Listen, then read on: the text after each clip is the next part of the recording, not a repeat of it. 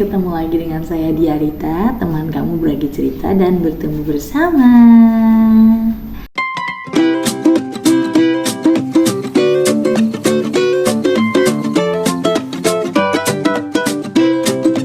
Hai, halo semuanya, apa kabar? Kali ini aku pengen bahas tentang sindrom Savant. Apakah ada yang pernah dengar? Jadi sindrom Savant ini sering banget dikaitkan dengan anak-anak yang memiliki spektrum autisme ya, karena biasanya ada 1 dari 10 anak autisme yang juga mengalami sindrom Savant. Apa sih sindrom Savant? Jadi sindrom Savant ini adalah sebuah kemampuan intelektual yang sangat luar biasa ya, yang melebihi rata-rata yang dimiliki oleh seseorang, dan itu biasanya berkaitan dengan gangguan yang lainnya gitu ya. Jadi ini bukan berbicara tentang seseorang yang punya bakat, karena kan kadang-kadang kita menganggap wah dia jago musik atau dia jago matematika, tapi hanya sebatas itu gitu. Itu adalah seorang yang ahli ya, dia punya bakat tapi bakatnya biasa. Nah, yang Savant yang dibahas di sini adalah kemampuan yang sangat luar biasa dan biasanya berkaitan dengan kemampuan memori yang sangat baik. Ya, jadi pernah nggak ngelihat ada kasus-kasus yang luar biasa yang pernah kita lihat ya dari anak-anak autis, misalnya ya dia menghafal tanpa effort ya gitu ya, bisa menghafal sekian banyak buku atau lembaran kertas gitu, atau angka-angka dia bisa hafal, dan itu tuh kayak di luar nalar kita gitu ya.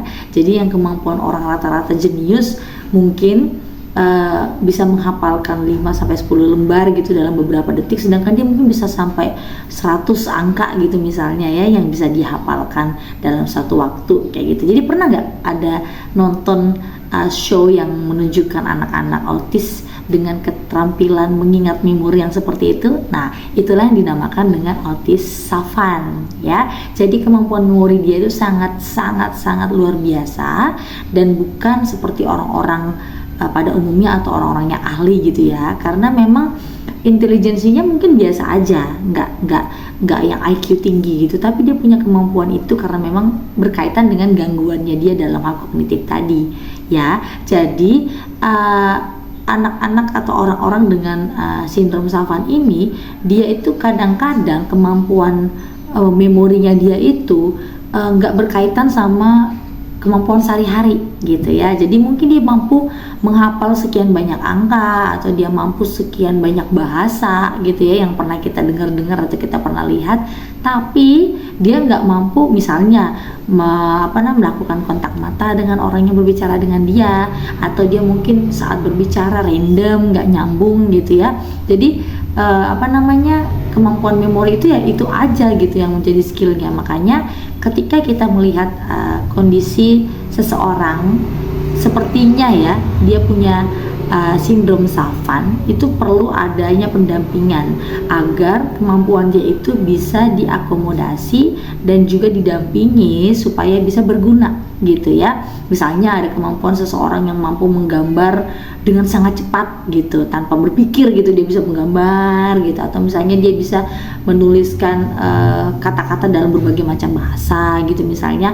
Nah, itu perlu diakomodir dan didampingi supaya bisa menciptakan sesuatu yang bermanfaat atau berguna untuk halayak banyak gitu ya. Tapi kalau dikaitkan dengan kemampuan dirinya dia secara personal, itu sulit juga dia lakukan. Misalnya dia sulit mengendalikan dirinya karena kadang-kadang ada obsesi di situ, ada obsesi ketika dia mengerjakan sesuatu hal yang menjadi bakatnya dia itu gitu ya. Ada yang sampai pernah nonton mungkin Beautiful Mind ya, ada yang sampai suka banget matematika, bahkan nggak bisa berhenti untuk selalu berhitung, dia tulis di seluruh ruangan atau kacanya dia kayak gitu ya. Jadi karena ada obsesi ini, memang biasanya dimiliki oleh anak-anak orang-orang dengan sindrom autis gitu ya. Jadi kalau untuk orang-orang umum yang misalnya belajar sarjana sampai akhirnya menjadi ahli, itu bukan sindrom Savant, oke? Itu memang seorang ahli yang dipelajari gitu, dan dengan kemampuan IQ-nya dia. Tapi kalau yang orang-orang dengan sindrom Savant ini, dia memang punya kemampuan itu dari lahir, dan dan tertentu saja, biasanya dalam hal spasial atau dalam hal eksak kayak gitu, atau seni gitu ya. Tapi yang kemampuan luar biasanya tuh yang paling menonjol adalah kemampuan memorinya gitu. Nah, jadi nggak usah berkecil hati buat orang tua atau misalnya pendidik yang melihat anak-anak dengan spektrum autisme, karena ada juga anak-anak yang memiliki sindrom Savant. Nah, bakat yang seperti ini kalau misalnya kita temukan, itu bakal bisa kita kembangkan terus, bahkan bisa menjadi seseorang atau tokoh yang terkenal. Seperti yang kita ketahui ya, ada tokoh-tokoh terkenal dan ternyata memang dia memiliki spektrum autis gitu ya. Jadi nggak perlu berkecil hati, karena Tuhan itu adil kok. Pasti ada kelebihan dari anak-anak kita yang sudah diberikan oleh Tuhan. Oke, mudah-mudahan ini bisa membuka wawasan orang tua untuk lebih aware, atau misalnya bingung dengan kondisi anaknya, kenapa dia bisa begitu terobsesinya dan bisa menguasai salah satu bidang dengan begitu begitu effortless, artinya tanpa usaha kerja keras, tapi dia bisa tahu semua, bisa hafal semua. Jadi kalau cerita pengalaman aku punya murid ya, dia tuh suka banget dengan mobil, dan karena ada sindrom Savant-nya ini, dia bahkan bisa tahu speknya mobil tersebut secara detail gitu. Bukan dia berusaha menghafalnya, enggak, tapi karena memang kemampuan memorinya sangat baik, begitu dia lihat brosur, itu seluruh isi brosur tuh dia lahap gitu dengan sekali baca. Dan ketika mobilnya lewat seliweran di jalan raya, dia bisa tahu dan sebutkan secara detail ya. Itu termasuk salah satu sindrom Savant ya. Atau ada lagi anak yang lain yang bakat menggambarnya itu bukan seperti anak yang dilatih dari kecil untuk melukis akhirnya jadi bagus gitu, enggak ya, karena memang dia sudah punya bakat itu dari lahir.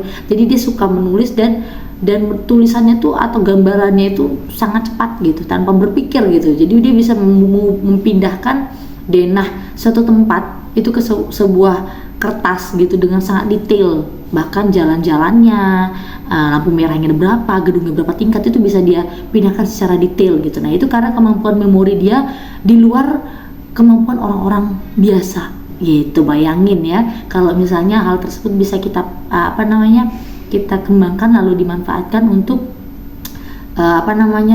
membantu banyak orang, itu akan sangat-sangat berguna. Dan juga untuk anak tersebut, dia juga mempunyai istilahnya aktivitas positif yang bisa dialihkan untuk menghindari dia dari gejala-gejala autisme yang mungkin ada, seperti gerakan-gerakan repetitif yang tidak tentu dan berulang-ulang, atau misalnya ada emosi tantrum yang tidak tahu harus ngapain. Tapi dengan adanya kegiatan tersebut, ketika kita tahu, kita bisa tinggal fokuskan, kemudian kita tuangkan saja ke situ anaknya, anak tersebut pasti akan bisa berkembang dengan lebih baik. Oke, terima kasih telah menyimak video ini sampai akhir. Silahkan bagikan jika bermanfaat, dan sampai bertemu di video-video selanjutnya. Salam sehat selalu, see you.